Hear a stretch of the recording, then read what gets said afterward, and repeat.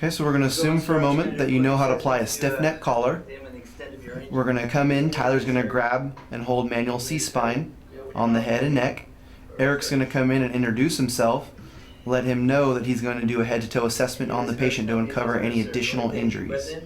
He's going to start at the head, is going to work his way down the body, covering the chest, the stomach, the pelvis, the legs, and finish up with the arms. Look at your toes.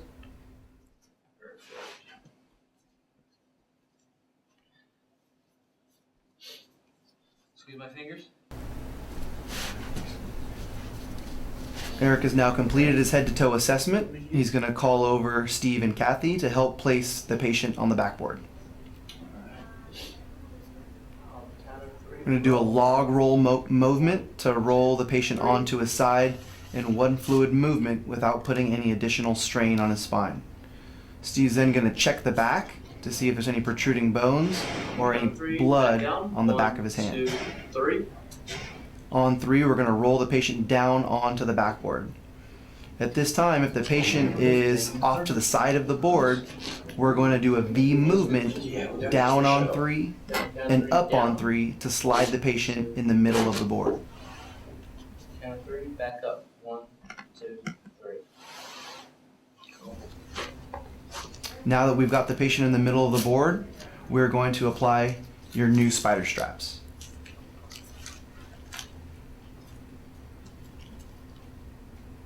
So you'll unbuckle the straps and you'll lie them right down the center of the patient, where we can adjust where we want each Velcro strap.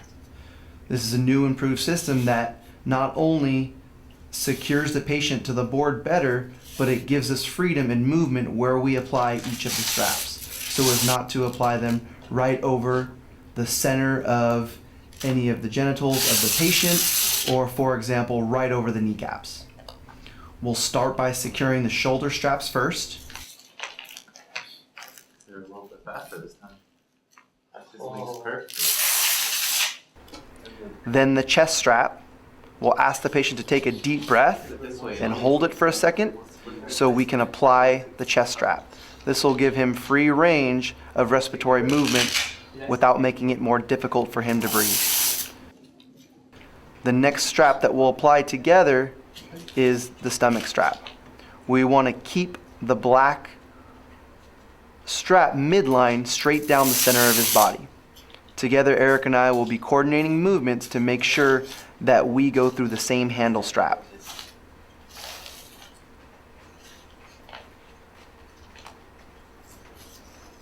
We can continue to pull taut on that midline to make sure that it stays right in the center of the patient's body.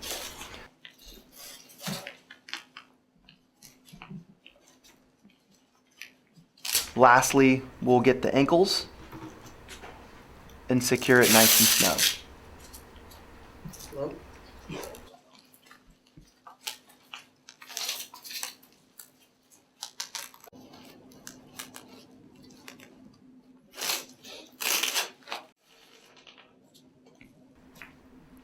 Now that the body is secured, we'll then secure the head using the stay block. Cross your hands over your stomach.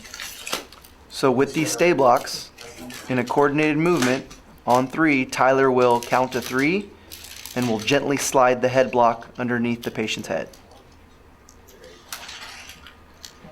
These are meant to hold downward pressure and simply pull the plastic covering off the adhesive while keeping the headboard in place.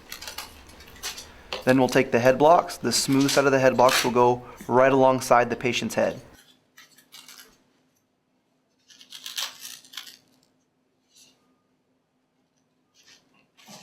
The Velcro will attach to the head block and to the strap we're about to put on. Look at the strap. It has a pad. That pad will go directly over the middle of the patient's eyebrow bone, and we'll complete securing the head by using the weather strap. One side will tuck underneath the board, and then we'll come across the forehead. What we'd like to do is fold the tape right there along the middle so we don't put any duct tape-like adhesive over the patient's skin. Lie across the forehead strap that we just put on, and then we'll continue by tucking the other side of the weather strap up underneath the board. Now our patient is fully secured, and we can transport this patient to the medical treatment area.